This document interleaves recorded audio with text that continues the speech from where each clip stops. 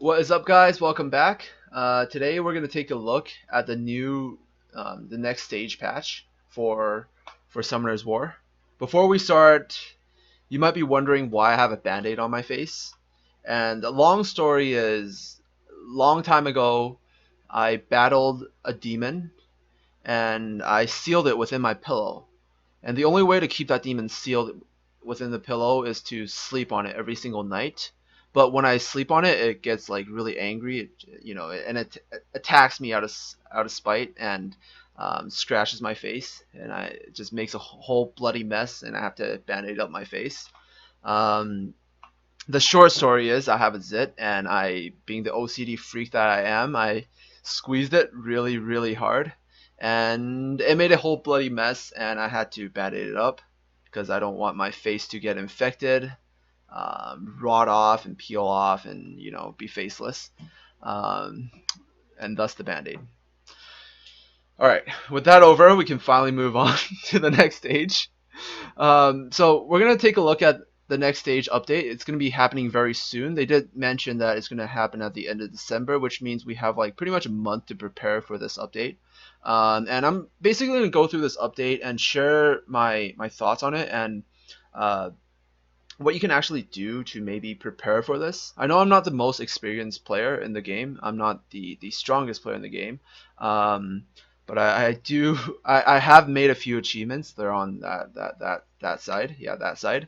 Um, I'm a lowly Conk 3 scrub, but I have you know beaten TOA hard on both rotations. I know a bit about PvE. How to make a good team for dungeons and stuff. And I know a bit about theory crafting. So basically, we're here to theory craft today because we don't know that much about this patch. We're gonna go through the patch very very quickly, and I'm just gonna um, give you some thoughts and maybe some recommendations on um, how I'm going to prepare for this patch, and maybe you want to prepare in the same way, or if you have different ideas, feel free to share them as well. So first things first, we're going to look at the world boss. So basically this world boss is just going to be this giant monster, and you can send in 20 monsters to fight this guy. It's going to be fully auto. You can't manual it. I think they specifically said that. And you get a reward based on your ranking. And the ranking is based on how much damage you actually deal to this boss. And then it gives you a reward like Dark Scroll, Legendary Scroll, Mystical Scrolls. Maybe if you get like a really, really good ranking, you have a higher chance to get legendaries and stuff like that. And the contest stated that they wanted to make this boss beatable by everyone, but not everyone will be able to get the SSS ranking. Only those with really OP, I don't know, maybe nuke or like crazy nuke monsters can get SSS. So my initial reaction to this was it's pretty positive. I think it's really nice that they added a way for especially me being free to play, like for free to play players or anyone that's playing the game, like serious about playing the game, to get more scrolls, more chances to summon and get better monsters, of course. And the concept of introducing a new boss is always cool, except for Necros. That was pretty lame how they forced us to make a bunch of random monsters just to clear Necros. But they wanted to make this clearable by everyone, so it's probably not going to be like the Necros update. You can probably just throw in a bunch of nukers and just nuke through the boss. And um, there's still a few questions here. We don't know exactly what the boss is going to be like. We don't know how the damage is actually going to be calculated. If it's based on doing a set amount of damage in a certain amount of time, or a certain amount of enemy turns, or a certain amount of your own turns. Your own turns. Um, if it's based on time, then obviously you want monsters with like better attack animations, as much damage as possible. Maybe some attack speed filler like Vert or something could help you quite a lot in those scenarios. If it's based on the enemy turn, obviously you want to have some things like slows or speed buff or attack bar fill or attack bar decrease to be able to, if the boss isn't immune to attack bar decrease, of course, to get as many turns as possible before the boss gets a turn. He's probably going to be immune to attack bar decrease. I can just imagine, like, um, seriously, like with Beretta, Basalt, and Spectra, I can pretty much keep a TOA boss from like ever moving, almost, ever moving. Um, but if there's like 20 monsters and the boss isn't immune to attack bar decrease, then he's never gonna get a turn. So that might be a little bit too OP. Um, if it's based on the enemy's turns. If it's based on your own turns, meaning that you have a set amount of turns to do as much damage as you want, then you probably don't want monsters that have speed buff and stuff, because that isn't going to really affect the game that much. You just want to have like armor break and crit buff, attack buff, just do as much damage as possible. And I think that's pretty much all I can say about this boss at this stage. With the limited information that we have.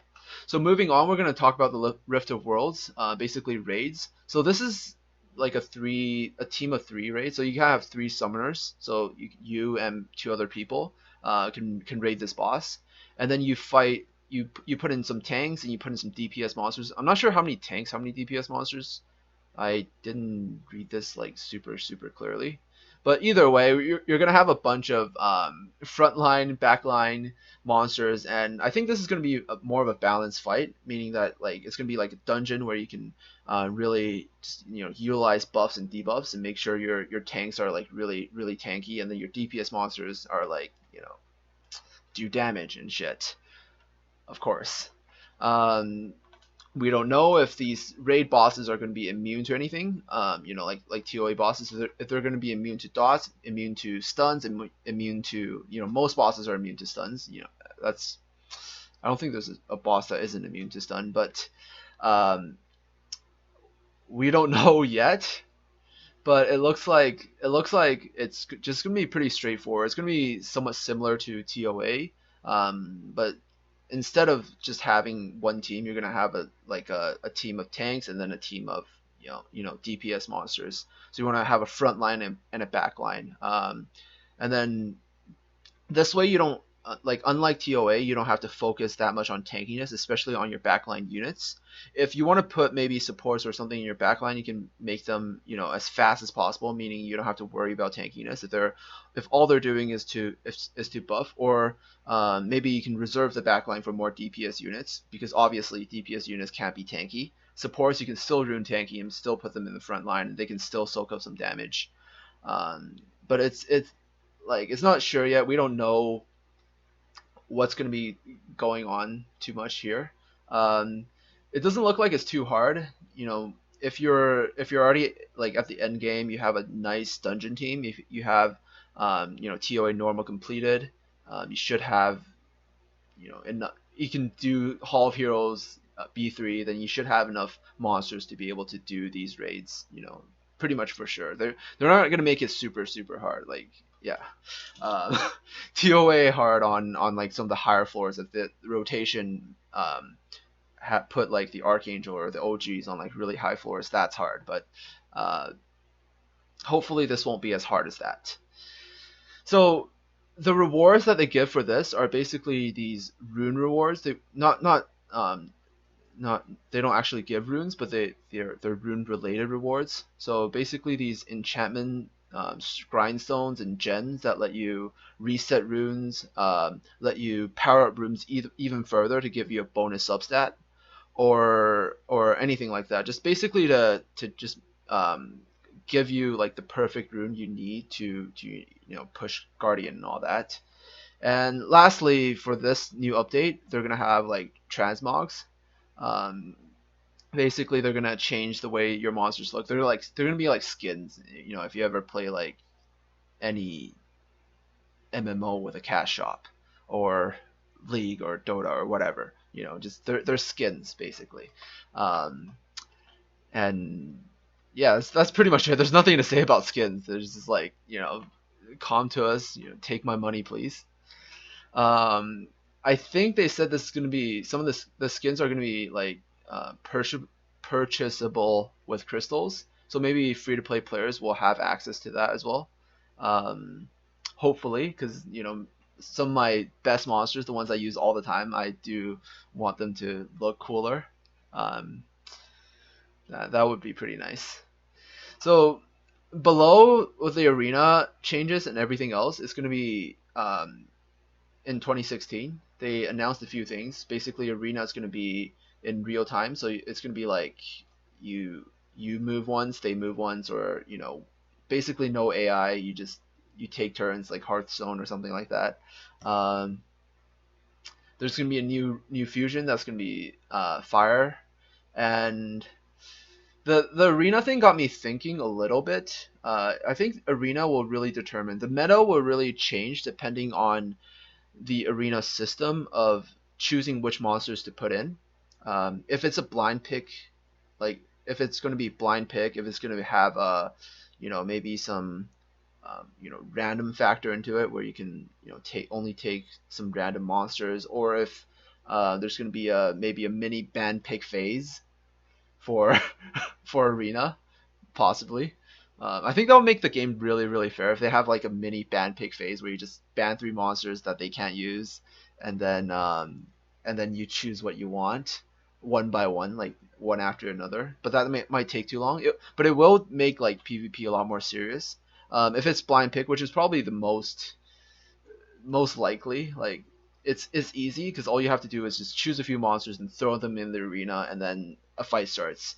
Then maybe, in my opinion, if it's blind pick, then the meta will really shift towards like speed teams. And I think there are a lot of examples where like it doesn't matter how tanky the enemy is. If you have like this crazy AoE team and they don't have some sort of counterplay against you, doesn't matter how tanky they are. Like they can have 40, 50k HP. Like Galleon with 2 AoE nukers can take him down. Like yeah, so um, I believe it's too early to say, but from my initial response to this is I think speed is going to be very, very important in the arena in the near future, because when you're facing off against an unknown opponent, then being able to go first really does matter quite a lot. It doesn't matter how tanky you are. If they're going in with like a really fast team that can do 2 really hard AoE nukes, you might die before anything good happens to you. So uh, and also perhaps if you have some sort of counterplay, you can throw in a violent team that has maybe decent speed, so you can maybe like it's just like really basic stuff that you use in AD against those speed clear teams, like Nemesis runes, or have a have someone with like a speed leader and then put another Chloe in, and then perhaps your Chloe can move before their second AoE nuker or something like that. Or maybe have some sort of be faster than them, and then outspeed their speed, something like that. That could be uh, pretty cool as well. One of the reasons why I say speed teams can be, or speed or speed slash attack AoE nuke teams can be stronger, is because the glory buildings, they right now they don't work on arena defense, but once they work on arena offense, it means that like tanky stats won't be like there will actually be more. Your monsters will have more attack than more tankiness, because there's only 2 buildings in the glory shop that actually provide any sort of tankiness, and that's the HP and defense building. But there's a lot of buildings that actually provide attack. There's the crit damage one, the base attack one, and then there's the element attack one. So there's like 3 buildings, and all together that gives you a lot more attack than the HP building provides. So that's one of the reasons why I think a more attack type speed team is going to be the meta in the future. It's just my guess from 1 year 1 year before the update. So if you have any interesting thoughts, please feel free to share. I'm really interested as well, because I don't know what's going to be happening right now. My suggestion to you right now, as if you're playing the game, especially if you have limited resources like me, you're free to play, is to not 6-star anything before the December update, where they update the new boss and the new, the new raid. And just save some fodder right now. Even if you're pay to play, like, save some fodder right now. This is probably my biggest suggestion to you, because we don't know what's going to happen in the future. So save as much fodder as you can, and this way, once we know what's good and what's not, you can immediately make like a 2 or 3 or maybe 4 6-stars like right away, and then just get into competing for the top slot. That's pretty much it. And also, yeah, keep your runes. You don't know what runes are going to be good. If they look like they have a chance to be good, if you don't have 20 monsters, try to get 20 monsters now. I think 20 usable monsters. They probably don't need to be super strong, but at the very least be somewhat usable.